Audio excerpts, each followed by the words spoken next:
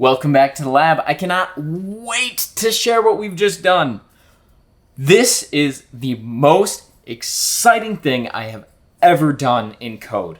I just holed up for a Saturday and said, you know what? We're going to use Python.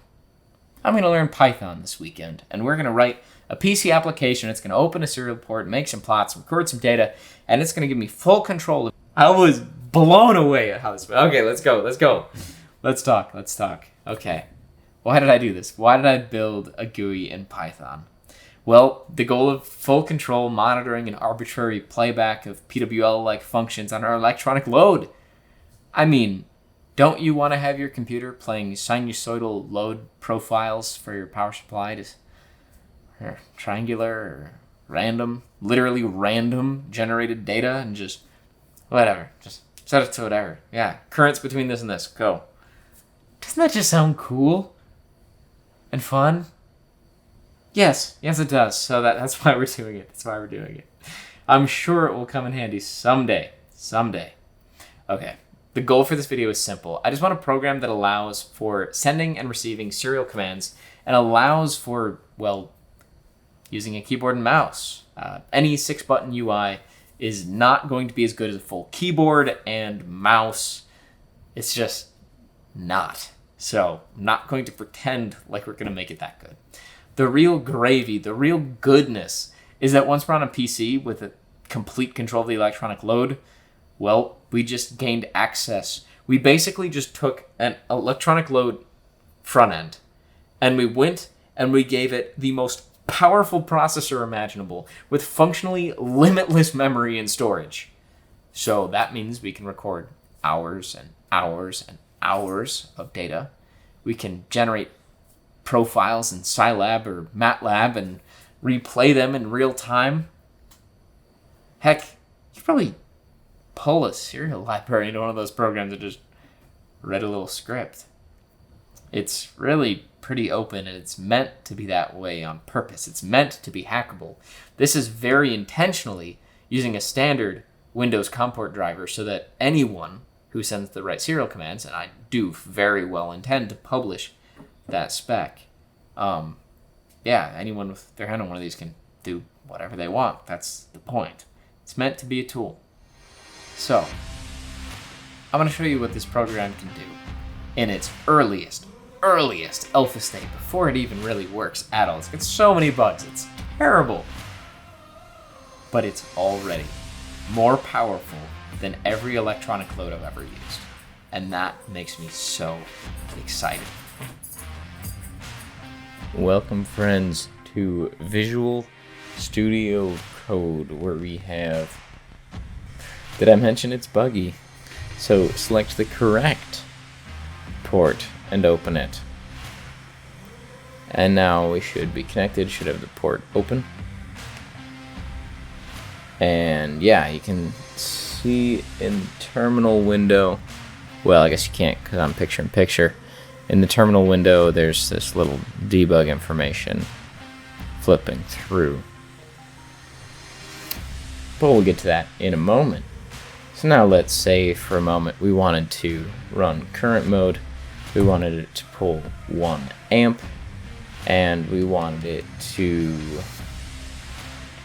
turn on the output. Now in 3, 2, 1, click, I've hit run, and you can see that we've taken control of the COM port, and we are now pulling, well, about an amp. It says 0.91.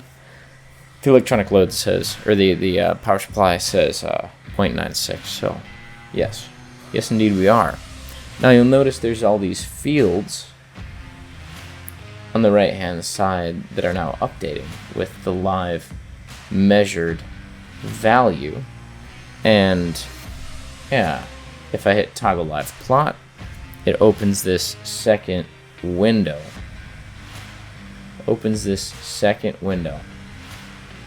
Which plots the last 30 seconds of history.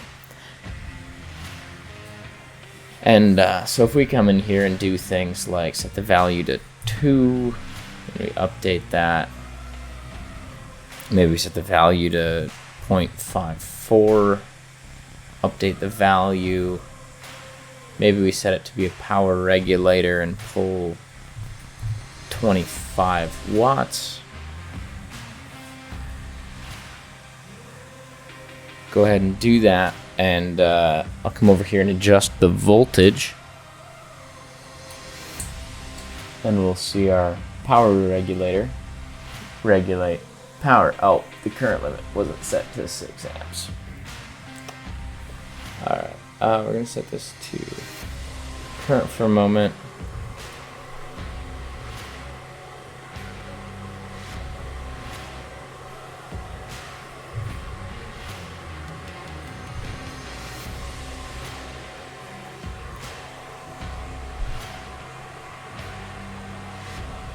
Oh no. I did it twice.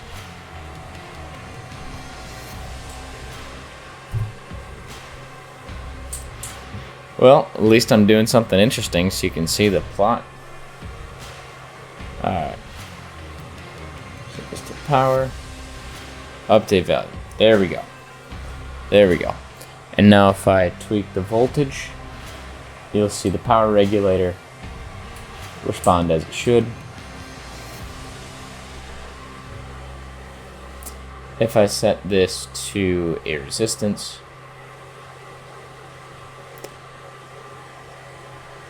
you'll see it respond as it should.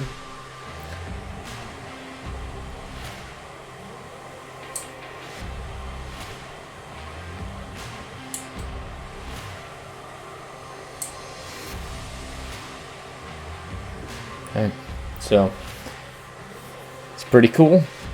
You can see the inverse proportional relationship of the power mode, the proportional relationship with the resistance mode, and the constant current of the constant mode. So yeah, I mean, really this plot is just meant to give a person an idea of what is going on in the system. It's meant to provide a visual indication of the last n seconds, and you can adjust that plot window. You can also change channel numbers, so you can flop between the different channels available to you. For example, if we change to channel 2 for a moment, you'll see it doesn't exist, so it's all zeros. Come back to channel 1 and you can see that plot, which is pretty fantastic.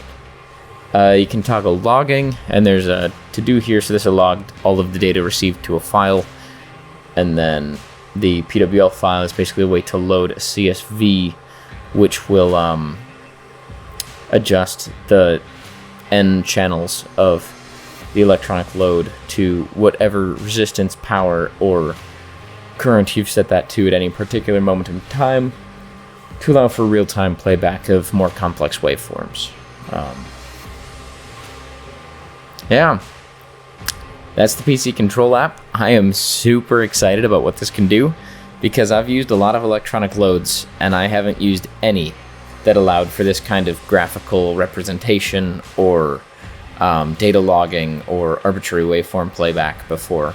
I've never, and maybe it's just I've never needed to use that feature, but this is one of those, if I'm going to go through the effort to do it, I may as well do everything that I think might be useful. And this seems like something that could be useful, for sure. Yeah. That's pretty fun. Though I've got to say, it looks like my time base is way off.